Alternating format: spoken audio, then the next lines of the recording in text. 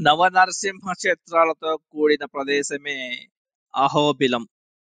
అహోబిలం పూర్వం నరసింహస్వామి హిరణ్యకశ్యపుని చీల్చి చెండాడిన ప్రదేశమే ఈ అహోబిలం.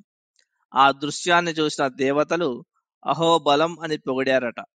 అదే వాడుకలో అహోబిలంగా మారింది. శ్రీ మహావిష్ణువు ఉగ్రనరసింహుడిగా మారి స్తంభం నుంచి ఉద్భవించినట్లు చెప్పే స్తంభాన్ని కూడా మీరు అహోబిలంలో చూడవచ్చు. ఈ స్తంభాన్నే ఉగ్రస్తంభం అని కూడా అంటారు. హిరణ్యకశ్యపుని సంహారం తర్వాత నరసింహస్వామి అహోబిల కొండల్లో తిరుగుతూ 9 చోట్ల జ్వాల, అహోబిల, మాలోల, వరాహ, కారాంజ, భార్గవ, యోగానంద, ఛత్రవట, పావన నరసింహస్వామి రూపాల్లో 9 చోట వెలిశారని పురాణాలు చెబుతున్నాయి. అందుకే ఈ అహోబిల క్షేత్రం నవనరసింహ క్షేత్రంగా పేర్కొనబడుతుంది. ఈ నవనరసింహాలయాలలో మొదటిది జ్వాలా నరసింహస్వామి. ఈ జ్వాలా నరసింహస్వామి ఎగువ అహోబిలం నుంచి 3 లేదా 4 కిలోమీటర్ల దూరం పాదయాత్ర లేదా మెట్ల మార్గము లేదా డోలీ సహాయంతో అక్కడికి చేరుకుంటే మీరు జ్వాలా నరసింహుని దర్శించవచ్చు. ఇక రెండవది అహోబిల నరసింహస్వామి. ఈయననే ఉగ్ర నరసింహస్వామి లేదా ఎగువ అహోబిల నరసింహస్వామి అంటారు. మీరు ఇక్కడికి దిగువ అహోబిలం నుంచి 4 కిలోమీటర్ల ప్రయాణం చేసి అక్కడి నుంచి 1 కిలోమీటర్ బస్సు మార్గంలో ప్రయాణించిన తర్వాత ఎగువ అహోబిలం లేదా ఉగ్ర నరసింహస్వామి లేదా అహోబిల నరసింహస్వామిని దర్శించవచ్చు. ఇక మూడవది మాలోల నరసింహస్వామి.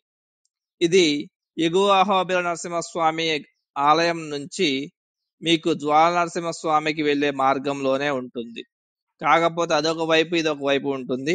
మీరు మొదట జ్వాలాన్ని దర్శించి మలోలాని కానీ లేదా మాలోలాన్ని దర్శించి జ్వాల నరసింహను కానీ దర్శించవచ్చు. ఇక నాలుగవది క్రోధ నరసింహ లేదా వరాహ నరసింహ. ఈ ఆలయం కూడా మీకు జ్వాల నరసింహ ఆలయానికి వెళ్లే మార్గంలోనే ఉంటుంది. కారాంజ నరసింహ. ఈ నరసింహస్వామి ఆలయం మీరు ఎగువ అహోబిలానికి చేరుకున్న తర్వాత ఎక్కడైతే మీరు 1 కిలోమీటర్ ఫ్రీ బస్ ప్రయాణం చేస్తారో అక్కడే కారాంజ నరసింహస్వామి ఉంటుంది. ఇక భార్గవ నరసింహస్వామి, యోగానంద నరసింహస్వామి, ఛత్రవత నరసింహస్వామి ఆలయాలు దిగువ అహోబిలంలోనే ఉంటాయి. ఇక పావన నరసింహస్వామి ఆలయం మీరు ఎగువ అహోబిలానికి చేరుకునేటప్పుడు మీకు రైట్ సైడ్ లో పావన నరసింహానికి వెళ్లే దారి అని ఉంటుంది. లేదా మీరు జ్వాల నరసింహ క్షేత్రానికి వెళ్ళేటప్పుడు పావన నరసింహ ఆలయానికి దారి అని ఉంటుంది. కాకపోతే అక్కడ నుంచి 7 కిలోమీటర్స్ ఉంటుందంట. అందుకని మీరు ఎగువ అహోబిలానికి వచ్చేటప్పుడు మీకు రైట్ సైడ్ లో ఎక్కడైతే దారి ఉంటుందో ఆ దారిలో మీరు పావన నరసింహ ఆలయానికి చేరుకోవచ్చు. ఇక భార్గవ నరసింహ ఆలయానికి వెళ్ళడానికి మన వాహనాలు సహకరించవట. కాబట్టి అక్కడ ఉన్న వాహనాలలో 2 కిలోమీటర్ల ప్రయాణించి మీరు భార్గవ నరసింహ స్వామిని దర్శించవచ్చు. యోగానంద, ఛత్రవత ఆలయాలు పక్కపక్కనే ఉంటాయి. కాకపోతే మార్గం కొంచెం మట్టి రోడ్డుగా ఉంటుంది. మీరు దిగువ అహోబిలం నుంచి 1-1.5 కిలోమీటర్ ప్రయాణిస్తే వాటిని మీరు చేరుకోవచ్చు. జ్వాలా నరసింహ క్షేత్ర ఆలయ చరిత్ర విషయానికి వస్తే నరసింహస్వామి ఉగ్రస్తంభం నుంచి ఉద్భవించి కోపోద్రిక్తుడై తన కోపం పరాకాష్ఠకు చేరినప్పుడు జ్వాలారూపుడిగా మారి హిరణ్యకశ్యపుని శరీరాన్ని చీల్చి చెండాడిన ప్రదేశమే ఈ జ్వాలా నరసింహ ఆలయం ఉన్న ప్రదేశం. ప్రస్తుతం ఈ ఆలయంలో మీరు 3 శిల్పాలు చూడవచ్చు. అవి అష్టాభుజ చతుర్భుజ నరసింహస్వామి, హిరణ్యకశ్యపుని చీల్చుతున్న నరసింహస్వామి, ఇక మూడవది హిరణ్యకశ్యపునితో యుద్ధం చేస్తున్న నరసింహస్వామి. ఈ 3 శిల్పాలతో పాటు ఈ ఆలయ ప్రాంగణంలో మీరు చూడవలసింది రక్తగుండం. ఇది నరసింహస్వామి హిరణ్యకశ్యపుని చీల్చిన తర్వాత తన చేతులను కడుక్కున్న ప్రదేశంగా చెప్పబడుతుంది. ఈ ప్రాంతం అచల ఛాయ మేరు పర్వతంతో ఇమిడి ఉంటుంది. ప్రకృతి చల్లని ప్రదేశంతో చూడడానికి ఆహ్లాదభరితంగా ఉంటుంది. దిగువ అహోబిలంలోని ప్రధాన ఆలయం ఉగ్ర నరసింహస్వామి ఆలయం. ఈ ఆలయం గృహలా కనిపించే స్వయంభుగా వెలిసిన నరసింహుని ఆలయం. ఈ ఆలయంలోని ప్రధాన పీఠంలో ఉన్న నరసింహుని ఆలయం ఉగ్ర రూపంలో ఉంటుంది. అందుకే ఈ ఆలయాన్ని ఉగ్ర నరసింహ ఆలయం అంటారు. ఇక చరిత్ర విషయానికి వస్తే గరుత్మంతుడు శ్రీ మహావిష్ణువు కోసం ప్రార్థించగా శ్రీ మహావిష్ణువు నరసింహ అవతారంలో ఇక్కడే కనిపించారని చెబుతారు. ఇక్కడ ఉన్న 2 కొండల మధ్య ఈ ఆలయం ఉంటుంది. ఈ కొండలలో ఒక దానిని వేదాద్రి, ఇంకో దాన్ని గరుడాద్రి అని పిలుస్తారు. అంతేకాదు ఇచ్చటనే నరసింహస్వామి సకల దేవతలు ప్రార్థించినా శాంతించకపోవడంతో ప్రహ్లాదుని తపస్సు చేసి శాంతింపబడ్డాడని చెబుతారు. మాలోల నరసింహస్వామి ఆలయం వేదాద్రి పర్వతం శిఖరం యొక్క ఉపరితలంపై ఉంది. ఈ ప్రదేశాన్నే మార్కొండ లక్ష్మీ క్షేత్రం అని కూడా అంటారు. ఇక్కడ స్వామి శాంత రూపంలో తన సతీమణి అయిన లక్ష్మీదేవితో దర్శనమిస్తారు. అందుకే ఆయనను మాలోల నరసింహస్వామి అంటారు. మాలోల అనగా లక్ష్మీ ప్రియుడు అని అర్థం. ఈ ఆలయం ఎగువ అహోబిలం నుంచి 2 కిలోమీటర్ల దూరంలో మెట్ల మార్గంలో ఉంటుంది. మాలోల నరసింహస్వామి గుడి వెనకాల ఒక హాఫ్ కిలోమీటర్ దూరంలో ఉన్నదే ప్రహ్లాదుని బడి లేదా గుడి. ఇది కొండపై ఉన్న ఒక చిన్న పుణ్యక్షేత్రం. ఈ క్షేత్రంలో అంటే గుహలో ఇంకొక గుహ ఉంటుంది. ఈ గుహలో మీరు ప్రహ్లాదుని రాతి విగ్రహాన్ని చూడవచ్చు. అలాగే పూర్వం రాక్షసులు ప్రహ్లాదుని కొండపై నుంచి విసిరినప్పుడు శ్రీహరి ప్రహ్లాదుని పట్టుకున్నది ఇదే ప్రదేశమని, అలాగే ఇక్కడ శిలలపై ఓం నమో నారాయణ మరియు ఓం నమో భగవతే అని రాసిన అక్షరాలను మనం ఇప్పటికీ చూడవచ్చు. అలాగే ప్రహ్లాదుడు తన ఉపాధ్యాయులైనటువంటి సాండ మరియు అమర్క ఉపాధ్యాయులతో ఇక్కడే కలిసి చదువుకున్నాడని చెప్పబడుతుంది. ఈ ప్రదేశంలోనే అనేక నీటి కొనలు, చెరువులు కూడా ఉన్నాయి. మీరు ఈ ప్రాంతంలో చల్లని వాతావరణాన్ని, ప్రకృతిని, అలాగే ఎగువ అహోబిలం యొక్క వ్యూ పాయింట్ ని కూడా మీరు చూడవచ్చు.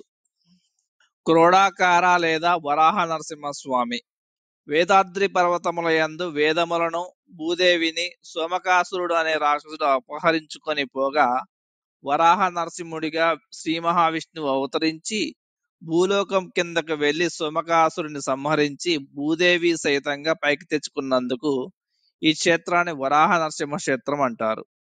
ఈ క్షేత్రంలో మీరు నరసింహస్వామిని అలాగే వరాహ నరసింహస్వామిని కూడా చూడవచ్చు. ఇక్కడ నరసింహస్వామి పందితలతో అలాగే సింహం తోకతో కనిపిస్తారు. కారాంజ నరసింహస్వామి. కారాంజ అంటే కానుక చెట్టు. ద్వాపర యుగంలో హనుమంతుడు శ్రీరాముడిని వెతుక్కుంటూ వచ్చి ఇక్కడ ఈ చెట్టు కింద తపస్సు చేసినప్పుడు శ్రీహరి నరసింహస్వామి రూపంలో అవతరించాడట.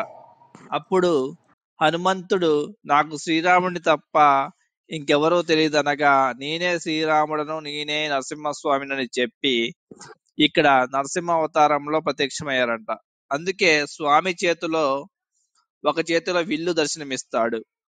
ఇక్కడ కుడి చేతిలో చక్రం మరి ఎడమ చేతితో నమస్కరిస్తున్నట్టుగా ఉంటారు. అంతేకాదు ఇక్కడ ఉన్న నరసింహస్వామికి 3వ కన్ను కూడా ఉంటుంది.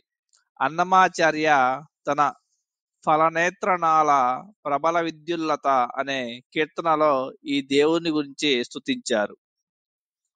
భార్గవ నరసింహస్వామి. ఈ ఆలయం కొండపై భార్గవ తీర్థం లేదా అక్షయ తీర్థం లేదా భార్గోతి అని పిలువబడే పవిత్ర చెరువు సమీపంలో ఉంది. ఇది భార్గవరాముడు తపస్సు చేసిన ప్రదేశం. అందుకే ఈ ఆలయానికి భార్గవ నరసింహస్వామి అని పేరు వచ్చింది. ఇక ఆలయంలోని నరసింహస్వామి 4 చేతులతో ఉంటాడు. 2 చేతులతో చక్రం, మిగతా 2 చేతులతో హిరణ్యకశ్యపుని చీల్చుతున్నట్టుగా విగ్రహం ఉంటుంది. యోగానంద నరసింహస్వామి. హిరణ్యకశ్యపుని సంహరించిన తర్వాత నరసింహస్వామి ప్రహ్లాదునికి అనేక యోగ భంగిమలను నేర్పించాడని, అందుకే ఈ నరసింహస్వామిని యోగానంద నరసింహస్వామి అని అంటారని చెప్పబడుతుంది. అలాగే ఒకసారి బ్రహ్మదేవుడు కలత చెందినప్పుడు ఈ ప్రదేశాన్ని సందర్శించాడని, నరసింహస్వామిని ఆరాధించి శాంతిని పొందారని కూడా చెప్పబడుతుంది. అలాగే పూర్వం ఈ స్వామి విగ్రహం లోతైన స్వరంగంలో ఉండేదని, పూజా కార్యక్రమాలకు ఆటంకం కలుగుతుందని స్వామి విగ్రహాన్ని ఇచ్చట ప్రతిష్ఠించారని కూడా చెప్పబడుతుంది. ఈ స్వామిని పూజించిన వారికి శనిగ్రహ అనుగ్రహం లభిస్తుందని, అలాగే ఇచ్చట స్వామివారు యోగ పట్టాను ధరించి ఉంటారు. 4 చేతులలో కుడి చేతిలో చక్రం, ఎడమ చేతిలో శంఖాన్ని, మిగిలిన 2 చేతులను మొగాలపై ఉంచి కనిపిస్తారు. చిత్రవట నరసింహస్వామి. ఈ స్వామి ముళ్ళ పొదలతో కూడుకున్న రావి లేదా మర్రి చెట్టు కింద ప్రతిష్ఠించబడ్డాడు. అందుకే ఈ స్వామిని చిత్రవట నరసింహస్వామి అంటారు. పూర్వం మేరు పర్వతం నుంచి ఆహా ఊహు అనే ఇద్దరు గాంధర్వులు స్వామివారిని గానం చేసి తమ నృత్యంతో ఆనంద పరవశులను చేశారు. స్వామివారు వారి నృత్యానికి సంతోషించి వారికి శాప విమోచనం కలిగించారు. అలాగే ఇదే ప్రదేశంలో కిన్నెర కింపుర నారదులు సైతం గానం చేశారని చెబుతారు. అలాగే ఇప్పటికీ కూడా చాలా మంది భక్తులు స్వామిని దర్శించి తమ పాటలతో గానంతో స్వామిని పరవశింపజేస్తారు. ఈ స్వామిని దర్శించిన వారికి కేతుగ్రహ అనుగ్రహం లభిస్తుంది. పావన నరసింహ క్షేత్రం. ఈ క్షేత్రం పావని నది ఒడ్డున ఉంది. అందుకే ఈ క్షేత్రానికి పావన నరసింహ క్షేత్రం అని పేరు. అలాగే ఈ స్వామి గత జన్మల పాపాల నుండి ప్రస్తుత జీవితంలో తెలిసి తెలియక చేసిన పాపాల నుండి స్వామి విముక్తిని కలిగిస్తారు. అలాగే భరద్వాజ మహర్షి ఈ ప్రదేశంలో తపస్సు చేసి బ్రహ్మహత్య నుండి పాపాన్ని పోగొట్టుకున్నారు. అందుకే ఈ స్వామి పాపాల నుండి మనల్ని పునీతుని చేస్తారని చెప్పబడుతుంది. అలాగే ఈ స్వామిని పాములేటి నరసింహస్వామి అని కూడా అంటారు. ఇక్కడ ఆలయం ముందు గరుడ స్తంభం, గరుడ స్తంభానికి ముందు శివుని మందిరం కూడా ఉంటాయి. ఈ స్వామిని దర్శిస్తే బుధగ్రహ అనుగ్రహం కలుగుతుంది. స్వామి 4 చేతులతో ఉండగా 2 చేతులతో శంకు చక్రాలు, లక్ష్మీమాత స్వామివారి తొడపై కూర్చొని కుడి చేతితో స్వామిని ఆలింగనం చేసుకొని ఉంటారు. స్వామివారు ఆదిశేషునిపై కూర్చొని ఉండగా ఆదిశేషు తలపై వ్యాపించి ఉంటారు. ఈ ఆలయంలోని స్వామి అత్యంత ప్రశాంత రూపంలో లక్ష్మీ నరసింహ స్వామిగా దర్శనమిస్తారు. ఈ 9 అహోబిల నవనరసింహ క్షేత్రాలను దర్శించిన వారికి జన్మ జన్మాల పాపాల నుండి విముక్తితో పాటు నవగ్రహ దోషాల నుండి విముక్తి కలిగిస్తుంది. ఈ నవనరసింహ క్షేత్రాలతో పాటు అహోబిల క్షేత్రంలో ఉన్న మరొక దేవాలయం ప్రహ్లాద వర్ణి దేవాలయం. దీన్నే దిగువ అహోబిల క్షేత్రం అని కూడా అంటారు. దీనికి సంబంధించిన వీడియో మన ఛానల్లో అవైలబుల్ గా ఉంది. చూడని వాళ్ళు చూసి తరించండి. ఈ 9 నవనరసింహ క్షేత్రాలను ఒక్క రోజులో దర్శించడం మనలో చాలా మందికి కష్టం. ఎందుకంటే కొన్ని నడక మార్గంలో ఉంటే మరికొన్ని వాహనాలలో వెళ్ళాలి. ఎందుకంటే దట్టమైన అరణ్య మార్గంలో నల్లమల్ల అడవులలో ఉన్నవి ఈ క్షేత్రాలు. అలాంటి వారి కోసం నిర్మింపబడిందే నవనరసింహ క్షేత్రం. ఈ ఆలయంలో 9 గ్రహాలతో కూడిన నవనరసింహులు ఉంటారు. వీటిని ధరించిన వారికి నవనరసింహ క్షేత్రాలను దర్శించిన ప్రాప్తి కలుగుతుంది. ఈ నవనరసింహ క్షేత్రం దిగువ అహోబిల క్షేత్రానికి దాదాపు 1.5 కిలోమీటర్ దూరంలో ఉన్నటువంటి యోగానంద నరసింహ టెంపుల్ ప్రక్కనే ఉంటుంది ఈ ఆలయం. ఈ ఆలయం చూడడానికి కూడా చాలా చిన్నగా ఉంటుంది. ఆలయం లోపల డైరెక్ట్ గా మీకు 9 నవగ్రహాలతో కూడిన నవనరసింహ క్షేత్రాలు ఉంటాయి. కావున మీరు ఈ నవనరసింహ క్షేత్రాలు ఒక్క రోజులో దర్శించలేని వాళ్ళు తిరుగు ప్రయాణంలో ఈ నవనరసింహ క్షేత్రాన్ని దర్శించిన మీకు ఆ భాగ్యం కలుగుతుంది. ఇలాంటి ఖచ్చితమైన మరియు ఇంట్రెస్టింగ్ వీడియోస్ కోసం మన ఛానల్ ని లైక్, షేర్, సబ్స్క్రైబ్ చేయగలరు. Subscribe now and press the bell icon. Never miss an update.